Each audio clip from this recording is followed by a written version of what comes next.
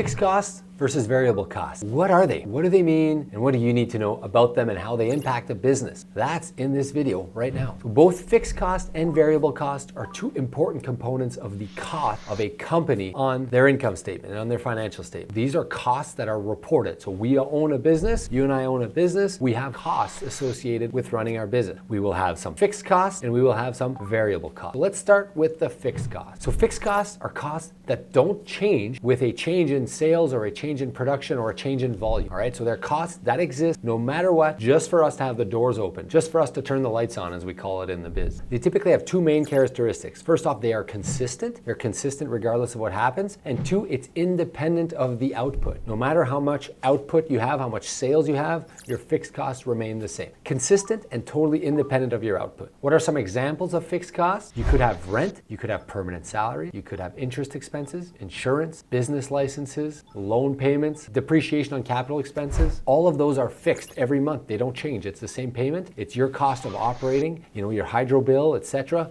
That's your cost of operating. You're spending it no matter what. Your variable costs, they will vary based on your output, based on your production. As production increases, so will your production costs. If you have an assembly line and you need to hire more people to produce more widgets, your variable cost will go up. If you need to buy more raw product to produce a finished product, your variable cost goes up. If production decreases, your cost decrease. So you'll always gonna have a fixed cost, which is a fixed amount every month, and then based on how much you're producing and selling, you're gonna have a variable cost. So some characteristics of variable costs include proportionality. They change in proportion to the business activity. The more business activity, the more you have, the less you have. And they're directly tied to production as well. Variable costs will rise as production volumes increase. So some examples can include your cost of raw materials, your direct labor costs, especially if those are paid per unit produced, your commissions paid to sales reps, utilities for manufacturing equipment, and anything that's directly related to producing more of a widget